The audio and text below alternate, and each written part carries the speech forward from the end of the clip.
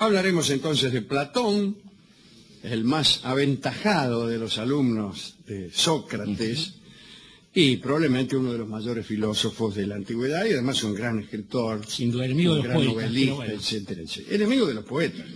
Justamente en la República, de la que hablaremos hoy, manifiesta su gran sospecha sobre este grupo de personas y crea una utopía donde los poetas están excluidos. Platón escribió mucho sobre política, especialmente en la República, pero también después en el político y luego, ya más grande el hombre, en las leyes. Vivió Platón, como hay que decir, en el último tercio del siglo V a.C. y a principios del IV. Su verdadero nombre era Aristócles, o Aristócles, como su abuelo, no como su abuelo Barton, sino como el abuelo de Platón. Su maestro de gimnasia, Aristón de Argos, fue quien lo apodó Platón en razón de la anchura de su pecho y sus hombros, o como dicen algunos, sus omóplatos. Cuando tenía 40 años tuvo la oportunidad de llevar a la práctica las cosas que él había escrito en la República. Dionisio, el tirano de Siracusa, lo mandó a llamar. Necesitaban allí a alguien a quien confiar la educación del hijo de Dionisio, era el príncipe sucesor. Platón acudió a la llamada, contrariamente a lo que esperaban quienes lo conocían, porque aquella corte era más bien un ejemplo de todo lo que Platón aborrecía, ¿no? Era una corte fastuosa y se caracterizaba por la vida de lujo y disolución que llevaban los cortesanos. Platón imaginaba que la corte de Dionisio podría cambiar si él los instruía correctamente. Ese era su propósito. El deseo de Platón era poner en marcha las reformas necesarias para imponer sus pensamientos. Como suele suceder al comienzo, la relación entre el tirano y el filósofo fue buena. Pero luego Dionisio comenzó a serle adverso. Un día, ya cansado de las propuestas de Platón, el tirano decidió matarlo directamente. Esto bien, claro. Era drástico en sus decisiones, Dionisio. Entonces, se le voy a matar. Se salvó con el hilo de una pata porque unos amigos pudieron interceder para salvarlo. Lo lograron, pero igual se decretó el encarcelamiento de Platón. Dionisio se quedó con las ganas de liquidarlo, a tal punto que pensó una estrategia. Lo entregaría a sus rivales de Esparta, rivales de Dionisio, para que estos lo matasen, pensando que estaban matando al profesor del príncipe enemigo. Bien, pero no llevó a cabo esos planes, sino otros. Mandaron a Platón a bordo de un navío a la isla de Gina, donde sería tomado prisionero y esclavizado. Nuevamente tuvo suerte Platón. Un amigo lo rescató mediante el pago de 30 minas, un precio insignificante. El cronista español que yo he leído lo compara con 30.000 pesetas, que no sabemos de qué fecha, ¿no? Igual ese dinero. Luego de estas aventuras, Platón regresó a Atenas. Bueno, cualquiera podría suponer que después de estos inconvenientes para la implantación de su república, Platón se resignaría, pero no. Dispuso de una nueva ocasión, otra vez en Siracusa. Dionisio el Viejo se había muerto, aquel el enemigo. Un año después de la muerte de Dionisio el Viejo, en el año 368 a.C., Dion, que era cuñado del tirano, lo llamó de nuevo a Platón. Platón, que no había renunciado a su deseo de reformar la sociedad, dejó la academia a cargo de uno de los porteros y se fue de nuevo. Otra vez en Siracusa, le vuelven a ofrecer la educación de Dionisio el joven, que era el nuevo monarca que pretendía ser filósofo. Dionisio tenía 30 años y era un hombre manifiestamente inepto para la gobernación del Estado. Su padre había procurado siempre tenerlo al margen de los asuntos de gobierno y lo instaba a seguir con su afición a construir juguetes.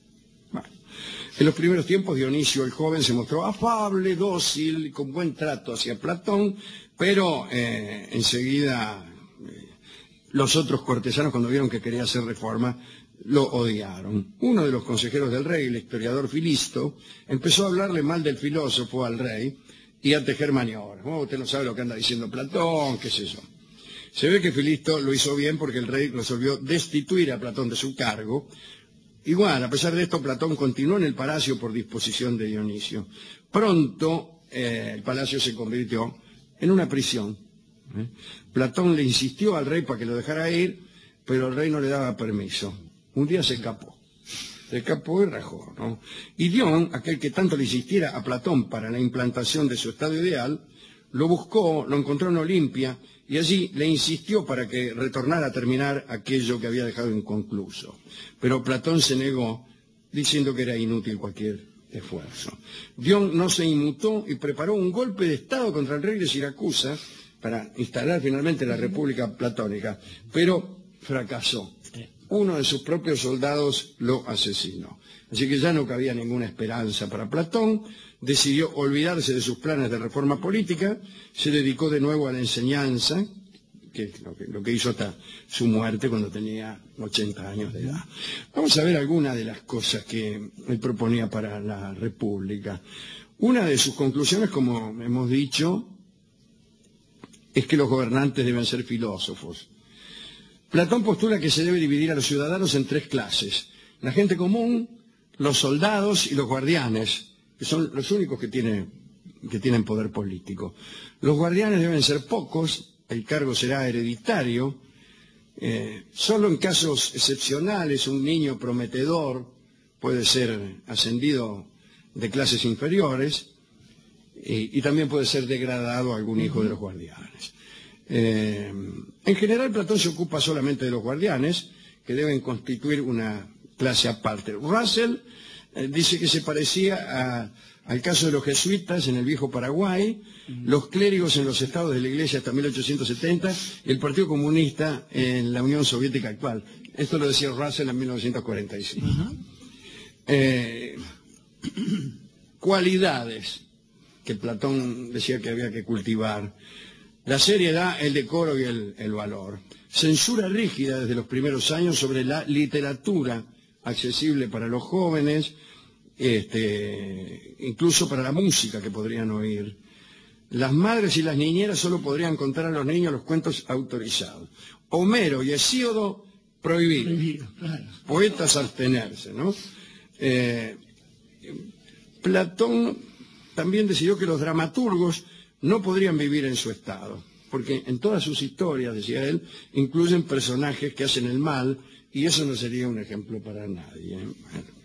Y respecto de la música, Platón prohibió las armonías lidias. Hablemos de los modos. No hablemos de los modos. Las lidias, la escala lidia es esta. Estoy hablando habitualmente se toca en fa la escala de la lidia porque se consigue tocando todas las notas blancas desde un fa hasta otro. Pero se puede con alteraciones conseguir, por ejemplo, una escala lidia mi bemol. Son los modos clásicos, ¿no? Son los modos clásicos, que son el que le corresponde a usted, Dorio, que es el dórico, ¿no? Se hace sobre el do. ¿Sobre el do? El dórico también estaba prohibido por Platón. ¿Es sobre el do, el dórico? Sí, sí. Sobre el re. Sobre el re. El jónico es el dórico es sobre el jónico. Sobre el re es... Me suena más a mí.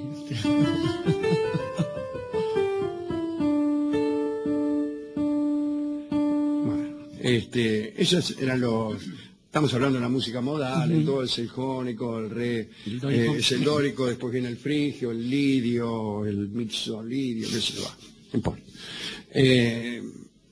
Los ritmos admitidos deben ser sencillos en la música y deben expresar una vida valerosa y austera. Es decir, de algún modo creía en la música programática. Porque, por ejemplo, cuando dice está prohibido el modo frigio, el modo lidio, habla del pesar que expresan. Y el modo jónico también prohibido porque era decadente. La dórica era permitida por su valor y la frigia por su templanza. ¿Qué es esto? Arbitrario, ¿A dónde tan vamos arbitrario a parar? como la música misma, ¿no? Bueno, Sí. Y como él todo lo anterior que escuchamos. calculaba que el número ideal para vivir en una república era 5.040 personas. No 5.000, 5.040. Decía, no sé si lo decía o se olvidaba de decirlo, que después de todo 5.040 era el resultado de 21 por 20 por 12, o también de 35 por 12 por 12, pero que era un número que tenía muchísima cantidad de divisores, un número de 59 divisores. Y no sabía, le hubiera hecho muy feliz saberlo, que es también el factorial de 7. Ajá. 5.040. Sí, Pero cuando- sí, él bueno. no, se lo perdió. ¿No? En la República también estaba prohibido comer pescado. Ni carne que no fuese asada, ni salsas, ni productos confitados. Decía Platón que comiendo de esa manera la gente no iba a necesitar médicos. Respecto de la economía, Platón propuso un comunismo riguroso. Los guardianes tenían casas pequeñas y alimentos sencillos. Debían vivir en barrios todos juntos y comer en grupo, y no tendrían propiedad privada. El oro y la plata estaban prohibidos. Los amigos deben tener todas las cosas en común. Esa es una linda frase, pero más para un equipo de fútbol. Pero dice, incluyendo mujeres y niños, las mujeres serán iguales a los hombres en todo. No habrá matrimonio, porque todas las mujeres pertenecerán a todos los hombres y viceversa. Como ahora, digamos. Pero también decía que todos los hijos debían ser apartados de sus madres para evitar todo sentimiento de propiedad, etcétera. Es extraño que Platón, habiendo advertido la naturaleza disolvente de ciertas pasiones humanas, Sí. Por ejemplo la codicia, ¿no? O podríamos decir el amor por el dinero y el amor por la familia, no se le ocurrió que el mismo poder nefasto podía tener el amor por el poder. Claro, totalmente. No se le ocurrió. No se le ocurrió. Y entonces prohibía lo relacionado con el dinero y con el amor por los niños o por las mujeres, pero no el poder. Recuerdo ahora la frase de Lord Acton, discúlpeme, no es una frase con la que yo esté de acuerdo, A ver. que dice, el poder corrompe y el poder absoluto corrompe absolutamente. No soy capaz de admirar frases de esa naturaleza. Y recuerdo una refutación de Borges a alguien que explicaba la eternidad del infierno, diciendo que las ofensas inferidas a Dios eran eternas por ser Dios eterno. A lo que Borges respondía que en tal caso las ofensas inferidas a un tigre debían ser seguramente rayadas. Y si el poder absoluto corrompe absolutamente, podríamos decir que el poder político corrompe políticamente, el poder ficticio corrompe ficticiamente y el poder verde con todos los verdecitos. No es nada que yo sepa entender. O no es nada que merezca la pena. Eso, ¿no? eso. Cuanto más poder tenés, más te corrompe. Bueno, qué risa. Eso es lo que queríamos decir de Platón. Pero yo quiero hacer notar dos cosas. Los liberales y los defensores del capitalismo han elegido indignarse con Platón y especialmente indignarse en aquellos puntos en los que quizá tenía razón. Y tengo aquí un libro de George Sarton, no Barton, Sarton, que es un enemigo público de Platón y que tiene algunas frases notables por la agresividad que hay en ellas, ¿no? Dice, un enfermo como Platón, aludiendo a su carácter de homosexual, lo leo. ¿Cómo puede creerse que Platón, amable y delicado en otros asuntos, sacrificara a las mujeres y la santidad del matrimonio conforme lo hizo en la República? Sin embargo, para un homosexual, dice Sarton, era relativamente fácil aceptar la comunidad de las mujeres y los niños. Y después dice, yo anoté esto hace muchísimos años,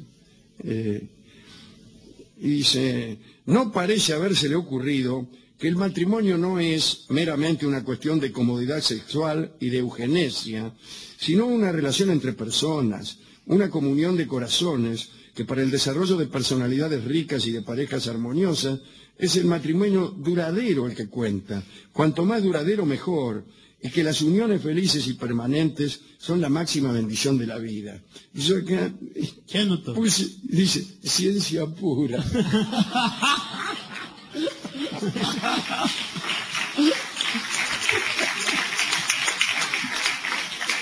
Eso también es permanencia, ¿eh? Otra permanencia. Pero fíjese, ya que estamos no permanentes hoy, recordaré algo que dice el joven Hippias, y puede que no, en algún momento. Él dice, tengo una mujer, es un personaje de Platón, los diálogos, no me acuerdo, no. En un momento dice, tengo una mujer a la que amo mucho, y tengo, sin embargo, un amante que me da mucho placer. ¿Qué debo hacer? ¿Debo quedarme con mi mujer? ¿O debo marcharme con mi amante y abandonar a mi mujer? Y finalmente es Sócrates el que contesta. Y le dice algo extraordinario. Dice, hagas lo que hagas, te arrepentirás. Totalmente maravilloso. Es extraordinario. Y eso lo escribió Platón. Eso lo escribió un piola. Eso lo escribió un piola. Hagas lo que hagas, te arrepentirás. Es incluso, desde el punto de vista de la estructura del pensamiento, algo que tardó mucho en llegar. Sí, totalmente. Ni más ni menos que el comprender que a veces cuestiones que tienen distintos antecedentes producen consecuencias idénticas. Iba a pasar mucho tiempo hasta que se inventara ese gambito. Y lo dijo Sócrates. Los griegos eran más astutos de lo que pensaban. Pero yo seguí pensando otra cosa. Me impresionó mucho este joven Hippias. En realidad porque era griego en inglés. Y no hippie. El tipo no sabe qué hacer porque tiene a su mujer y tiene a su amante, no sabe con cuál quedarse.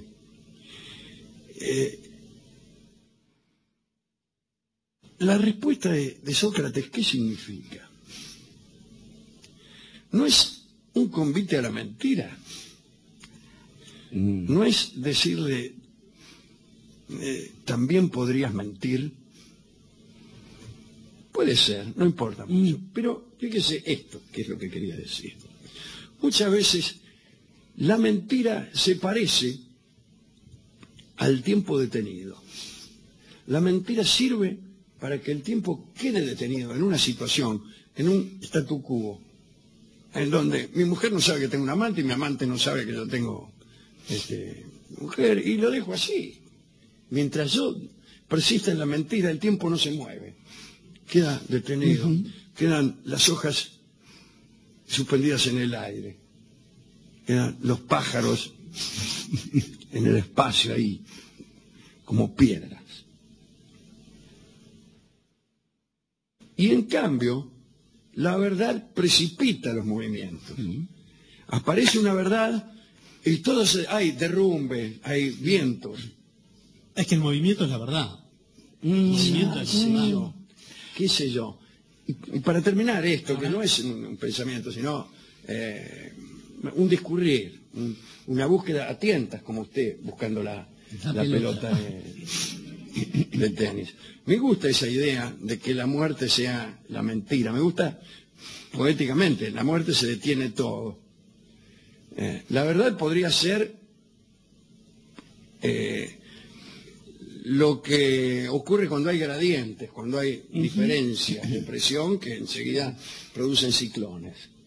Y la mentira sería el equilibrio mantenido a costa de falsedades durante mucho tiempo. Con lo cual la muerte, que es el equilibrio final, la muerte del mundo sería una situación falsa.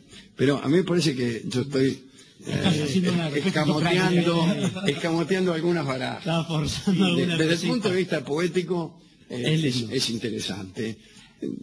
Bueno, basta con eso, ¿no? Basta con eso. Muy bien. Estaba pensando, Alejandro, que es desde el punto de vista poético también que pregunta Hipias y responde Sócrates, porque hubo un señor hacia 1936, creo que publica su opúsculo, un suizo, que paseaba su manuscrito por las editoriales y no le daba bola a nadie, hasta que llega un señor, pero profundamente conservador, casado profundamente infeliz siendo casado, lee este manuscrito y es el único que le da bolilla a Denis de Rougemont cuando le lleva el texto El amor y Occidente. El señor que se lo acepta es Thomas Eliot, que estaba en Faber and Faber, en la editorial. Su amigo. Mi amigo Eliot. Eliot, que era banquero, trabajaba en la empresa Lloyd, vivía con una mujer más loca que una cabra que le hacía la vida imposible y que, digamos, tenía un ratito libre y lo dedicaba a escribir la poesía más maravillosa que se escribió, que le hubiera impedido entrar no solo a la República de Platón, sino a cualquier platonismo posible en toda la historia de la humanidad. Le publicó este texto porque de algún modo reveló la forma en que se articulan ciertas cosas que tienen que ver con la verdad, con la mentira y con aquello que entendemos por verdad y mentira en lo social, que es diferente a aquello que sentimos como verdad y mentira a la hora de los bifes, ya sea en el momento culminante del cariño o cuando llega esa dama que todos llaman la muerte. Y pensaba esto, Rougemont, decía que el problema está en las cosas que nos enseñan y que aprendemos y después queremos practicar de ese modo. Porque tenemos una educación que se basa en lo mítico, ciertamente. Una educación en la cual se nos propone abordar el amor romántico, el amor con dificultades, el amor que lucha contra todo y a pesar de todo y se impone y hace que uno sacrifique las cosas y vaya a por otra vida.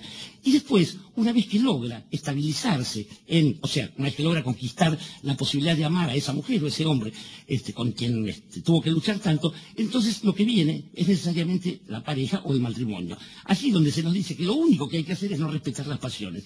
¿Cómo puede andar bien, dice de Rougemont, una sociedad en la cual a uno se le enseña a pelear por la transgresión, por el exceso y por la locura para lograr una cosa que va a ser toda la negación de eso? Sería impensable que un matrimonio funcione bien, ¿no? Bueno, pero pasa razón. todo el tiempo. Pero pasa todo el tiempo. Y estaba pensando que con los filósofos quizás haya alguna Me cosa... casaré con ese señor, porque ha demostrado ser un verdadero transgresor. Te quiero ver de saco y corbata y yendo al banco todas las mañanas. Bueno, entonces, con los filósofos pasa a veces alguna cosa semejante. Pensaba dura tragedia, la de los muchachos griegos, cuando, por ejemplo, uno piensa en Diógenes, ¿sí? Se recuerda aquel momento en que lo toman como esclavo y entonces el mercader le dice, estoy vendiendo a cada uno de ustedes para lo que sirve, ¿para qué eres bueno? Y el tipo le dice, para mandar, así que búscame a un amo que sepa obedecer. Todo bien, después le molieron el latigazo, terminó escupiendo sangre. Digo, se recuerdan anécdotas de los filósofos, se recuerdan esos momentos brillantes, y no se piensa en la vida del mismo modo que los filósofos creen que aquello escrito debe transformarse en hechos palpables e inmediatos de la política. Pues no, hay un gran error en esto porque el pensamiento no es un hermano directo y cotidiano y contemporáneo de la acción. El pensamiento tiene otra vida y tiene otros tiempos. Podríamos hablar de muchos en este caso, pero estaba pensando en un diálogo que sucedió hace bastante poco tiempo entre un filósofo argentino y un expresidente argentino, que en un momento cuando el filósofo le cuestionaba una tras otra ya las decisiones, como poniéndose en un lugar de purismo respecto a una doctrina, pongamos cualquiera, el campo nacional y popular podría llegar a ser, el otro le dijo, bueno, vos seguís escribiendo y déjame gobernar, porque de esto yo sé un poco más. Digo, en medio de todas estas cosas, a veces uno ve que frente al público sucesivos uno puede decir muchas cosas, hasta que de golpe está la realidad que se había ido por un rato y que uno ve que finalmente con ese ropaje oscuro que llega, bueno, volvió una noche y lo puso... Volvió una noche, canta Gardel.